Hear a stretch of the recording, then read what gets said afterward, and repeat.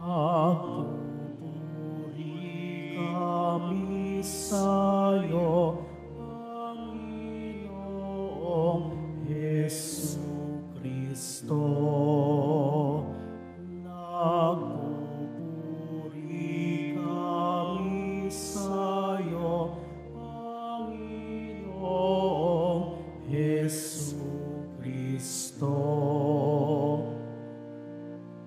Pag-ibig sa sanlibutan ng Diyos ay gayon na lamang Kaniyang anak ibinigay upang mabuhay kailanman ang nananalig na tunay. Nagpupuri kami sa'yo, Panginoong Jesucristo.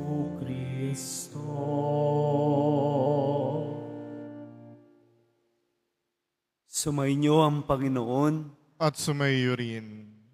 Ang mabuting balita ng Panginoon ayon kay San Mateo. Papuri sa iyo, Panginoon.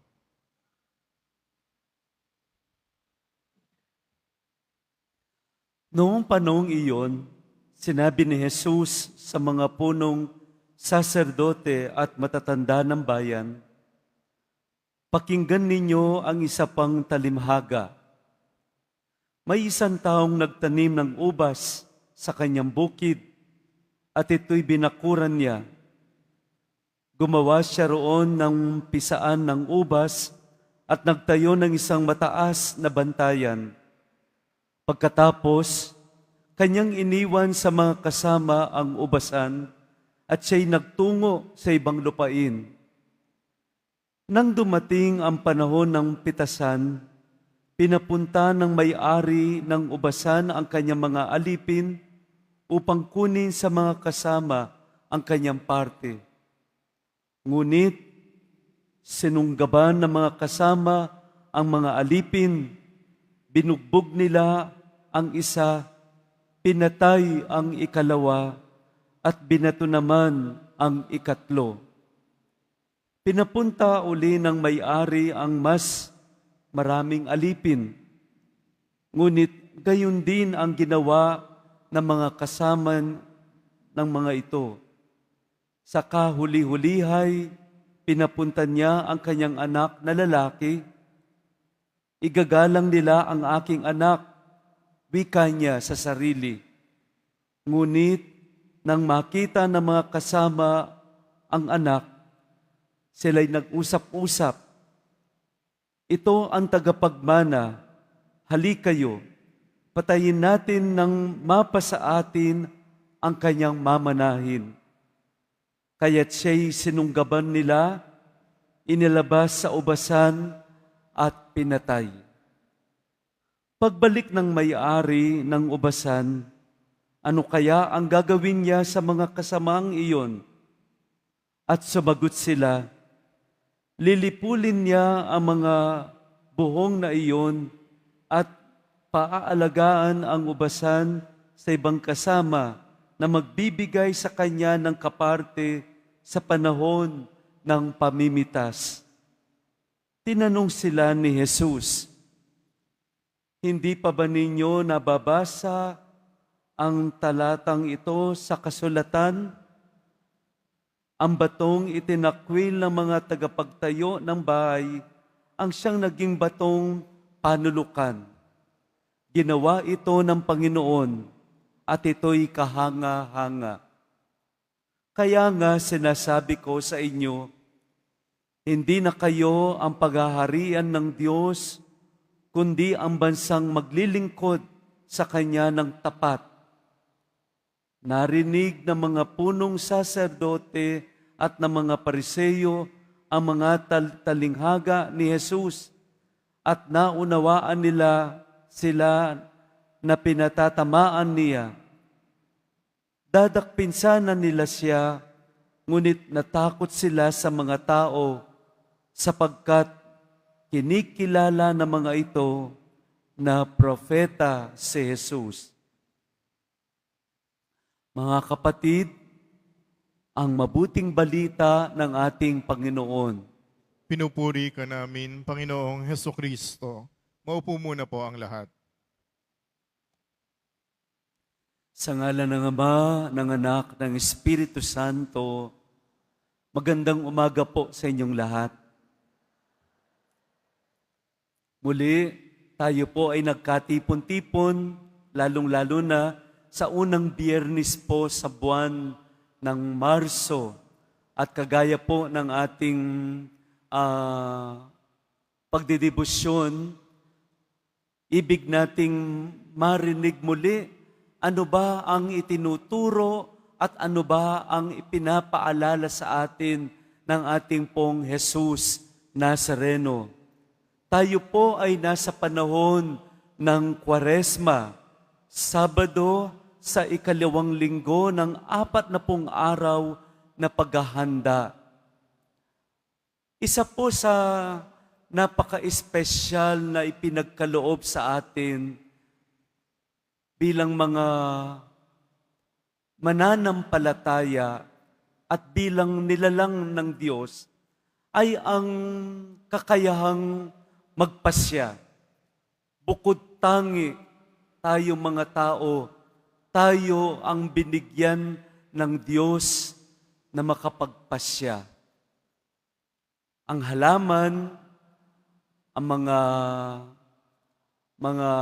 ibang nilalang ng Diyos, hindi sila nakakapagpasya, hindi sila nakakapili, at hindi rin sila nakagagawa ng desisyon. Tayo lamang po ang pinagkalooban ng Diyos ng ganitong napakagandang marahil sabihin natin isang regalo. At sa tuwing tayo ay gumagawa ng desisyon, huwag nating kalilimutan na sa bawat desisyon na ating ginagawa, sa bawat pagpapasya na ating ginagawa, kalakip nito ay ang isang pananagutan.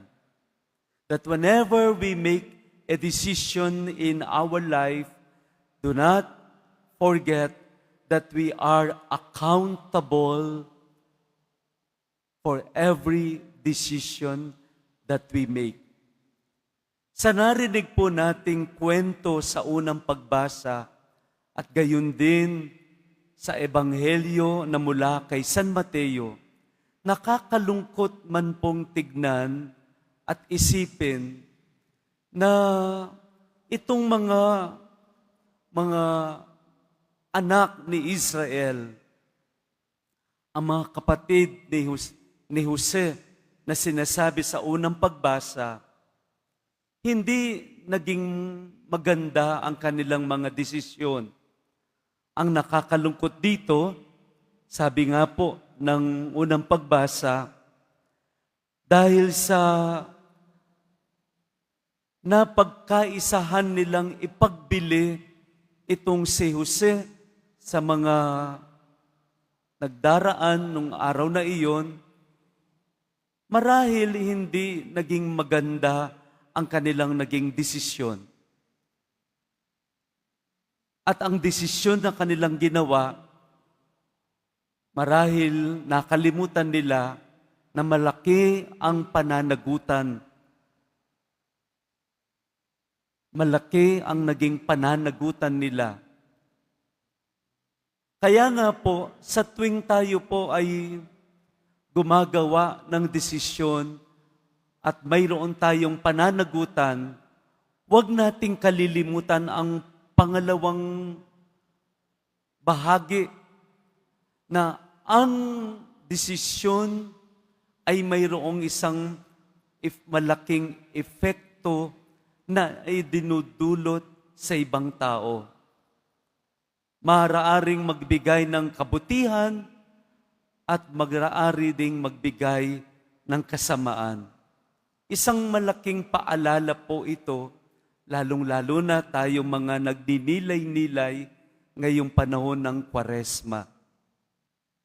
That whenever we do a decision in our life, not only that we are accountable, kundi wag nating kalilimutan, mayroon itong isang malaking epekto sa ating kapwa. Maaring ito ay magdulot ng kabutihan o magdulot ng kasamaan. Sa Ebanghelyo, maliwanag ito. Kinukwento sa atin sa Ebanghelyo mula sa Ebanghelyo ni San Mateo. Ito mga taong pinagkalooban na kung saan itinuring na hindi iba doon sa may-ari. Pinagkatiwala. Subalit ano ang ipinalit dito sa tiwala? Maliwanag na ang kanilang pagpapasya na napatayin, bugbugin ang mga alipin na ipinadala ng may-ari, napakalaki po ng epekto. At ang nakakalungkot dito, bagamat umasa ang may-ari na kung ang anak niya ang kanyang isusugo ay paidadala, piyong igagalang. Pero hindi ganoon ang nangyari. Maging ang kaisa-isang anak ay pinatay at dahil dito, nagbunga ito ng hindi maganda sa kanila. Ano ang marahil ipinapaalala muli sa atin, lalong-lalo na po sa umagang ito?